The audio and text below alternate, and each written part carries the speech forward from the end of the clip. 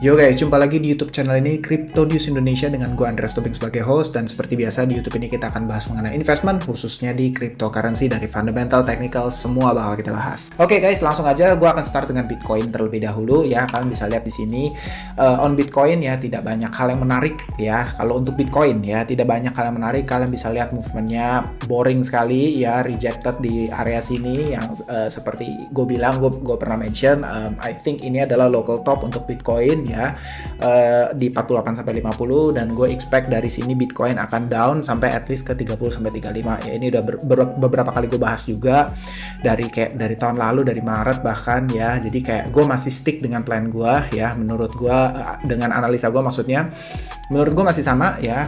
Ini tapi gini ya, gue bukan bilang ini 100% pasti ya, nggak, siapa sih yang tahu kayak gitu, nggak bisa ya. Ini akan invalid tentu jika Bitcoin ada daily candle yang close di atas ini ya, di atas area 48 ini. Nah, daily candle full body close ya. Sampai itu belum terjadi, maka menurut gue ini masih valid. Oke, jadi simple sekali ya.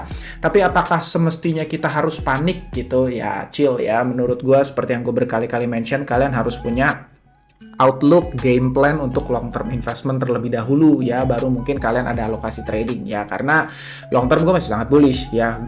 Kasarnya gini, Bitcoin bisa aja balik ke 30 bahkan lower ya, bahkan lower ada chance-nya ya, walaupun kecil ya, walaupun ada chance Bitcoin bisa balik lower dari 30 sebelum Bitcoin halving, tapi gue masih akan sangat-sangat bullish ya, itu nggak akan berubah. Gue masih akan sangat-sangat bullish long term on Bitcoin ya, malah itu menurut gue akan jadi great opportunity untuk kita bisa swipe ya, untuk kita bisa masuk lagi ke market gitu. Kalian aja Bitcoin ini kayak movementnya, kalian bisa lihat ini sort of like bear flag, kalian bisa lihat di sini ya. Cuman kayak menurut gua ini kan 4 hour dan gua nggak terlalu tertarik charting juga untuk Bitcoin. Sedangkan untuk Ethereum ya, Ethereum ini teman-teman bisa lihat ini area yang dimana kalau teman-teman lihat di video terakhir gue kayak share di Telegram juga ya, kalau gue nggak salah ingat ya. I think Ethereum akan koreksi balik dulu ke area sekitar sini 2300 sampai 2400-an sebelum akhirnya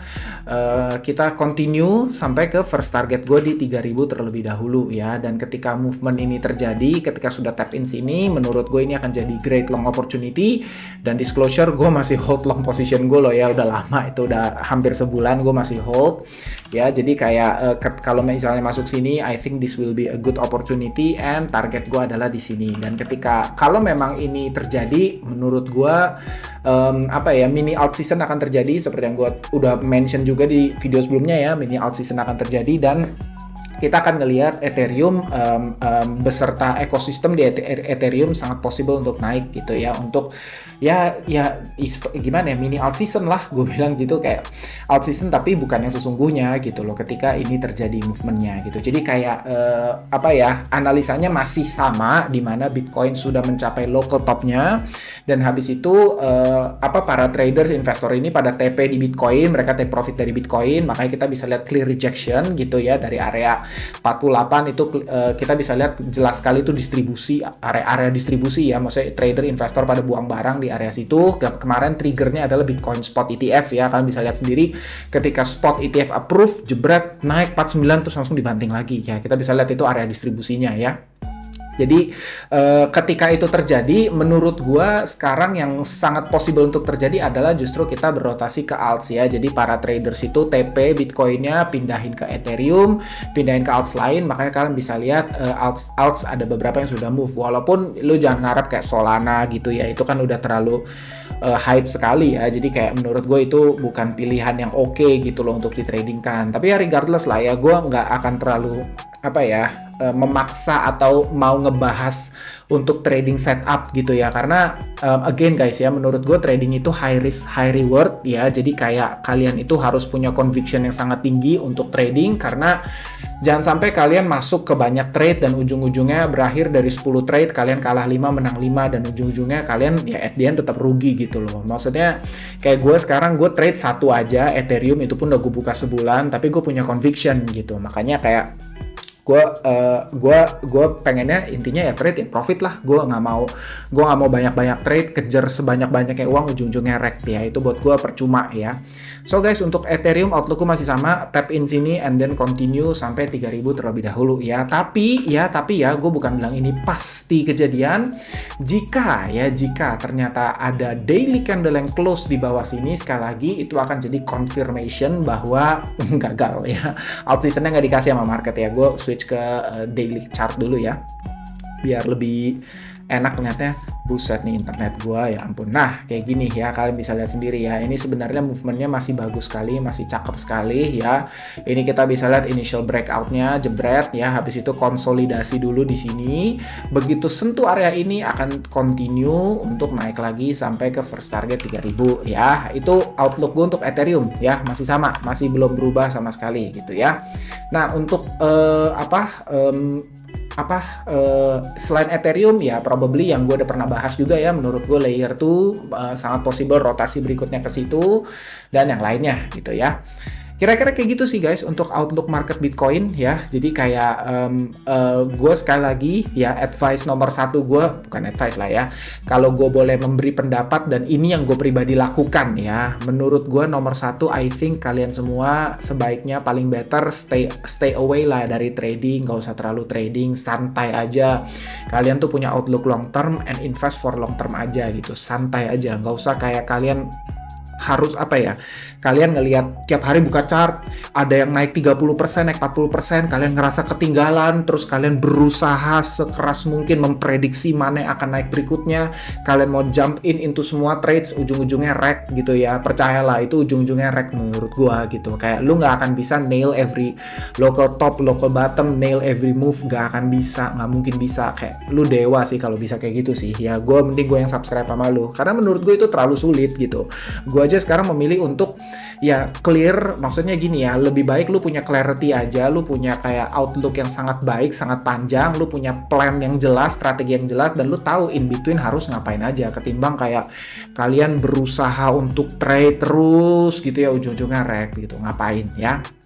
Itu outlook gue untuk Ethereum, oke? Nah sekarang seperti yang gue udah janji ya, gue akan coba membaca pertanyaan-pertanyaan dari kalian, karena ini jarang banget ya gue lakukan. Tapi kali ini gue mau baca mungkin 10 pertanyaan kali ya untuk kalian semua yang dari atas ini, dan gue akan jawabin semua, dan gue harap ini bisa jadi satu sesi yang menarik juga ya. Jadi nanti setiap video gue akan ada pertanyaannya.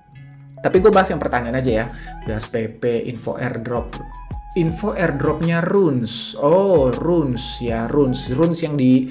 Oke, gue bahas dikit ya mengenai runes ya. Nih, kalian bisa lihat runes itu websitenya runealpha.xyz.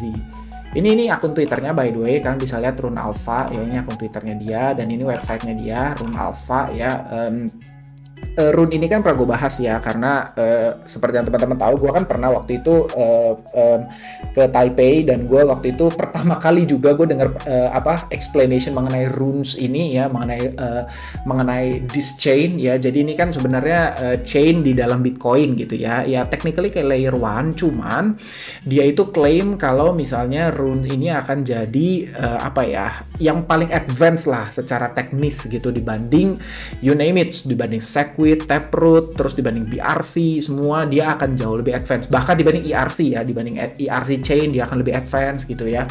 Tapi ya we'll see ya. Ini udah live ya, dan dia sih akan launch ya. Gue cuma bisa bilang kayak gini, dia akan launch nanti ketika bersamaan dengan Bitcoin halving ya. Jadi di tanggal dimana Bitcoin halving terjadi, dia juga akan launch native tokennya gitu. Nah tapi apakah dia ada airdrop atau apa, gua kagak tahu ya, bener gua nggak tahu. Maksudnya ya kalian follow aja di sini untuk kalian mau tahu lengkapnya ya, untuk kalian mau tahu info-infonya gitu ya. Mungkin kalian bisa cek di sini di rune sini gitu. Dan ini tuh sesuatu yang udah di-mention sama CT.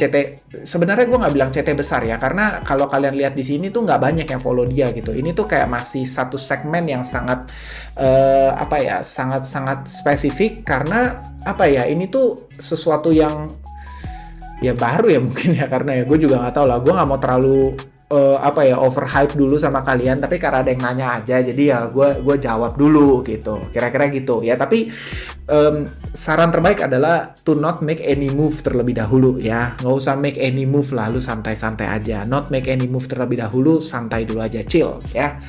Oke. Info airdrop, oke itu gue balas. Chok Inu gimana? Nah, kalau Chok Inu ini kan meme di Avalanche ya, meme di chainnya Avax ya. Gue jujur nggak tahu, apakah gue nggak bisa ngebet apakah Avax akan punya perform yang sangat baik, gue nggak tahu. Tapi yang jelas kalian udah lihat lah, Solana ini hype-nya udah ngawur banget ya, udah banyak meme yang kayak bener-bener performnya tuh gila banget. Kayak Weave itu yang baru launching kan di futuresnya Binance ya, Weave. Terus udah gitu gue lupa Bong ya udah jelas lah ya, terus Myro kalau gue nggak salah, terus ada Analos kebalikan Solana ya, walaupun kan drop tuh, cuman pada dasarnya gini guys ya, ini kalau gue udah pernah mention kayak beberapa kali ya, menurut gue ya ini suka nggak suka ya, tapi pada dasarnya ya layer 1 itu akan apa ya, bener-bener bisa naik jika banyak meme yang launch di situ gitu loh, ngerti kan? Karena meme itu kan pada akhirnya akan increase utility daripada native tokennya gitu. Karena kan ketika dia launching pairing, kayak lu ngomong Weave semua itu kan awal-awal launching pairingnya Solana, dia harus provide liquidity ya, pasti menggunakan Solana, sehingga itu akan increase utility daripada native tokennya gitu. Makanya kayak apa ya, gue jujur ngelihat Solana ini punya peluang yang sangat baik untuk bisa bahkan break all time high-nya ya di next cycle ya. Tapi we'll see ya, we'll see.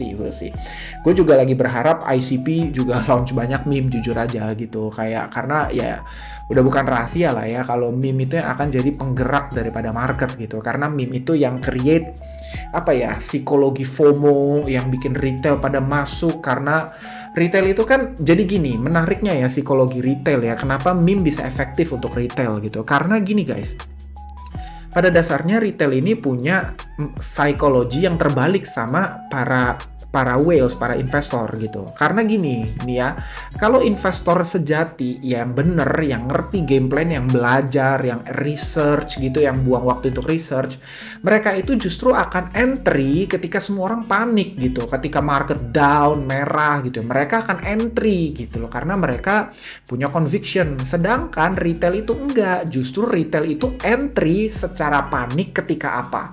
Ketika green candle lagi naik gila-gilaan, baru kalian pada panik entry. Gue udah buktiin itu semua ya di 2022 gitu ya, pertengahan sampai akhir, ketika Luna crash semua gitu ya, terus terakhir FTX gitu ya.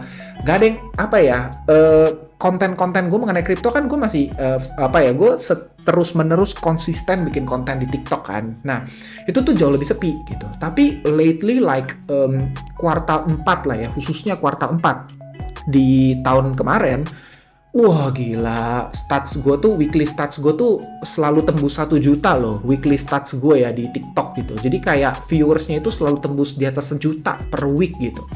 Means apa? Gue merasa, gila, giliran market naik baru pada hype semua nih. Gue lihat baru kayak banyak kreator-kreator kripto juga yang bermunculan. Nggak masalah, gue sih happy-happy aja. Gue sih yakin semua punya marketnya. Dan gue tuh tipikal yang, lu tau sendiri ya, gue nggak suka saling serang gitu. Ngapain sih? Ya gue yakin semua orang punya rezeki, punya market masing-masing. Gue cuma fokus sama kalian dan konten gue aja gitu. Jadi itu kayak satu psikologi yang memang selalu terjadi lah di retail gitu. Jadi kayak ya gitulah. Tapi kalau specifically Chok Inu gimana, gue nggak tahu jujur. Karena gue nggak ngikutin Avax Chain. Gue nggak terlalu ngikutin, gue nggak ngulik, gue nggak pelajarin banget Avax Chain ya. Terus bikin ini apa nih Bang, bikin konten dong, kemungkinan TP Bitcoin di harga berapa dolar yang paling 99% pasti tercapai. Wah, lu nyuruh gue jadi dukun nih namanya. Mana tahu ya, gue nggak tahu ya. Gue safe to say gue nggak tahu ya. Tapi gini, kalau lu tanya gue target gue untuk Bitcoin untuk next cycle di berapa, 100.000 US dollar itu target gue ya untuk Bitcoin. Tapi sekali lagi gue kan udah pernah mention ya sama kalian, kalau in my personal opinion ya, gue udah mencoba berbagai metode lah untuk bisa memprediksi ya pergerakan harga kripto gitu. Dari technical analysis pakai Fibonacci, Elliott Wave, udah gitu kalau dari misalnya kita ngomong project gitu ya, non Bitcoin ya, kita ngomong tokenomics, fundamental, bandingin bandingin dengan kompetitornya. Cuman I think menurut gue pribadi yang paling make sense, yang punya tingkat akurasi paling tinggi, sekali lagi ini pendapat pribadi ya, yang punya tingkat akurasi paling tinggi dan paling make sense adalah ya kamu exit sekitar 1,5 tahun setelah halving, that's it ya. Itu menurut gue paling make sense dan cukup akurat gitu. Jadi kan kalau misalnya halving next year adalah halving adalah di April ini ya, 3 bulanan lagi bakal Bitcoin halving terjadi, dan biasanya itu makro topnya itu akan terjadi sekitar 1,5 tahun setelah Bitcoin halving. Makanya gue bilang ketimbang kita sibuk menentukan target TP harga ya, TP maksudnya harga misalnya kalau udah 100.000 nih baru TP 150-200, menurut gue itu faktor errornya terlalu banyak gitu loh, ngerti kan? Kayak celah errornya terlalu banyak kalau based on harga. Tapi nomor satu menurut gue yang paling make sense adalah kita berdasarkan timing ya.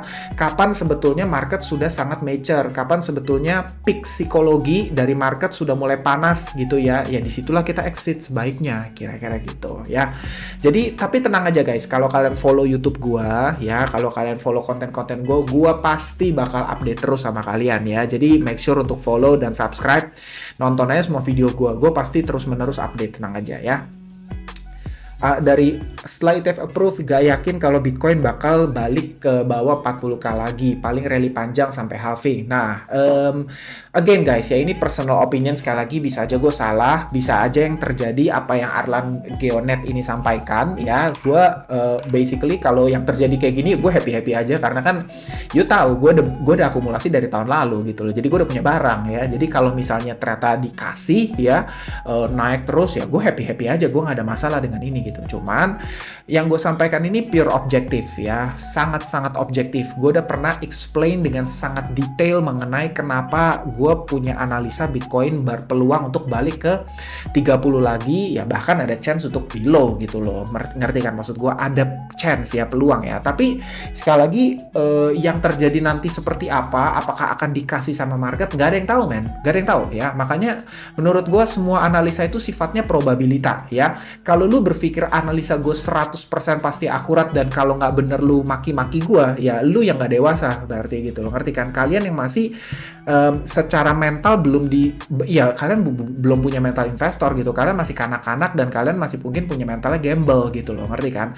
Gue ngerti bener yang namanya semua analisa, siapapun itu yang analisa, mau siapa kayak lu ngomong sampai CT luar yang jago-jago gitu ya, analisa itu semua sifatnya probabilitas gitu loh. Nggak ada yang kayak punya tingkat akurasi, punya tingkat nggak ada satu analisa yang punya nilai kepastian gitu, mana ada sih gitu loh.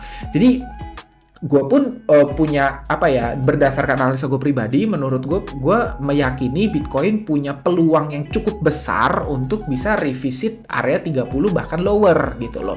Menurut gue peluang, sekali lagi ya, peluangnya sangat besar in my personal opinion gitu. Tapi bisa nggak nanti yang terjadi sebaliknya? Ya bisa aja gitu loh. Jadi tapi kita lihat ya sama-sama ya gitu ya. Teman-teman tahu lah, gue kan juga udah dari 2021 akhir ya. Kalian kalau nonton konten gue di YouTube, cek aja history ya, 2021 akhir. Terus di TikTok gue bilang waktu di 60-an gitu, 50-60an Bitcoin bakal balik ke 20.000 lagi gitu. Gue pure baca chart aja gitu. Waktu itu gue dihujat setengah mampus gitu ya, waktu itu sampai wah hujat setengah mampus, tapi kan gue nggak peduli ya. Gue bikin konten aja gitu. Lu percaya atau nggak sama gue nggak pusing gitu. And then yang terjadi balik ke 20 ya, begitu peristiwa Luna crash baru pada balik lagi gitu. Tapi apakah gue reclaim dan kayak tuh kan udah gue bilangin, ngapain? Gue juga nggak gitu loh, ngerti kan? Lu nggak pernah lah nemuin konten gue yang kayak gitu loh, kayak gue udah bilangin gitu. Gila, gue bukan kayak YouTube personality, enggak gitu, karena memang karakter gue nggak gitu. Gue tahu betul analisa itu tuh selalu punya celah error gitu, selalu punya ruang untuk salah gitu. Makanya kalaupun bener analisa, gue selalu consider hoki gitu loh, beruntung aja ya. link chat Telegram ini kalian bisa temuin di description ya. By the way gue promosi satu hal dulu ya. Itu kan gue punya TikTok series ya yang berisi seluruh analisa lengkap gue tentang crypto market ya, mulai dari Bitcoin, semua narasi di tahun 2024, semualah gue bahas di TikTok series gue yang gue udah berkali-kali mention juga. Kalian bisa beli di TikTok ya. Di TikTok kalian ke profile gue, terus ada bagian series di situ, kalian bisa buy di situ. Dan semua yang udah beli kalian bisa DM gue entah di Instagram atau di TikTok, bebas ya. Nanti admin gue yang akan masukin kalian ke Telegram channel private. Di Telegram channel private itu gue akan bagi-bagiin more insights ya tentunya ya. Tapi please be remind ya, gue di situ nggak bakal yang kayak nuntun kalian kayak apa ya. Karena gini, gue tuh udah gue bukan bilang gue jago lah ya, tapi kasarnya gini, kalau kalian masih sangat pemula, gue nggak punya waktu untuk nuntunin kalian belajar top up wallet gitu-gitu, nggak mau gue gitu loh. Gue lebih prefer kasih general outlook aja gitu ya. Tapi kalian bisa Q&A sama gue di situ bebas ya, gue pasti jawab. BlackRock ingin membeli harga murah, kejauhan kesana tapi bebas ya, menurut gue semua teman-teman boleh punya pendapat, gue respect dan gue gak ada masalah sama pendapat kalian. Next target price Arbitrum sebelum halving Bitcoin. Sekali lagi ya, kalau lu tanya gue target price, menurut gue gak pernah mau ngasih target price ya. Apalagi di crypto yang baru launching di bear market kayak Arbitrum ya. Lu ngasih target price sekian, dasarnya apa? Sulit banget menurut gue. Kayak Solana gitu ya. Solana gue inget banget ya. Solana tuh salah satu penyesalan terbesar gue inget banget. Karena Solana tuh gue pernah beli bahkan dari di bawah $10. Tapi gue di belasan dolar kalau nggak salah. Gue udah jual gitu loh. Itu di 2021 waktu itu. Karena gue pikir, wih udah naik 100% lebih gitu. Gue jual gitu. Karena gue pikir, wah ini udah kenceng banget naiknya. Lu lihat naik sampai 200 coy gitu. Jadi kayak menurut gue memprediksi timing kapan jual berdasarkan harga ya sulit ya. Better kalian itu, nah untuk alts ya, untuk di luar Bitcoin ya simple sekali ya. Biasanya rotasinya akan terjadi peak marketnya itu selalu kira-kira 1 bulan setelah Bitcoin peak. Simple gitu ya. Ini gue tunjukin contohnya ya. Kalian bisa lihat ini Bitcoin. Ini langsung gue buka chart aja ya, gue tunjukin sama kalian ya. Buset nih, internet gue lagi super on. Oi. Alamak. Nah. Ini by the way, kalau kalian mau tahu detail tuh gue udah bahas di series gue ya. Gue udah ajarin semuanya ya. Jadi kayak you bisa nonton paling lengkapnya di situ gitu ya. Gue ganti logaritmik aja. Kalian bisa lihat ya, ini peaknya Bitcoin kan di November. Terus di sini di Desember 2017 ya. Kita pakai 2 aja lah ya. Terus kita lihat Ethereum ya. Ethereum peaknya di mana? Ini November, ini Desember, oke. Buset internetku. Nah, kita lihat Ethereum di mana? Oh, Ethereum nggak jauh beda, ini di November juga. Ntar lu, kok gue pakai Bitstamp sih. Nah, kalau Ethereum yang cycle kemarin itu memang di November juga. Nah, tapi kalau yang cycle sebelumnya itu kalian bisa lihat di Januari ya, di sekitar Januari. Jadi ada agak lagging ya. Tapi kalau kalian bandingin sama alts yang kayak di cycle sebelumnya yang perform gila gitu ya, Solana lah kita lihat ya, Solana, Binance saja gitu ya.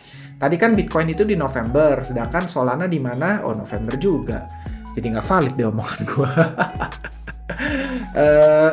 Gue bandingin tuh sama yang kayak cycle sebelumnya gitu loh, kayak apa sih ini kripto lain ya, lupa gue. Tiba-tiba gue kehilangan kosakata nih semuanya. BNB ya, kita lihat ternyata gue yang salah lagi, salah semua. Kita lihat ya, oh iya bener lu di November, tapi memang ada juga teori yang bilang di Mei ini kan udah peaking ya sebetulnya ya, di November semua gitu. Kayaknya sedikit ya yang kayak lagging sampai ke Desember sebulan. Jadi kemarin ini di November juga double topnya. Matic, lama sekali kamu, ya ampun. Matic di Desember, kan bisa lihat nih yang lagi hot banget kan Matic di Desember. Jadi basically kalau dari yang gue lihat sih alts itu biasanya agak lagging sebulan dari Bitcoin karena yang ada teori rotasi yang gue mention ya. Jadi kayak dari Bitcoin mereka TP rotasi dulu gitu. Jadi makanya kenapa ada kebanyakan malah justru mestinya itu di Desember kira-kira gitu. Nah, itu sih sebetulnya guys. Apalagi ya? Satu pertanyaan lagi deh. Oke, apalagi nih? Anjir, macet gua langsung buka. Oke. Oke, bukan pertanyaan, bukan pertanyaan. Coba kalau SEC nggak bikin ulah, menurut gua nggak sih. Oke, oke. Udahlah ya, kayaknya kebanyakan nggak ada pertanyaan. Nah, intinya gitu ya. Jadi kalau kalian setuju nggak setuju dengan outlook gue, nggak ada masalah, guys. Bener-bener nggak ada masalah ya. Gue sekali lagi yang gue selalu lakukan adalah gue cuman sharing thoughts gue secara terbuka, dan biasa gue selalu menjelaskan dasar pemikiran, dasar analisa gue gitu. Karena kalau kalian udah follower lama gue, kalian tahu lah, gue tuh nggak suka sok tahu gitu, kayak wah prediksi ABCD, nggak gue banget gitu. Kayak gue tuh selalu mau ngelakuin sesuatu harus ada dasarnya ya.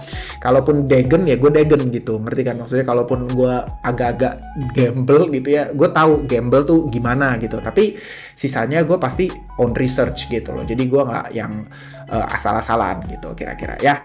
So guys, itu aja untuk today ya. Kita ketemu di next video. Oke, bye-bye.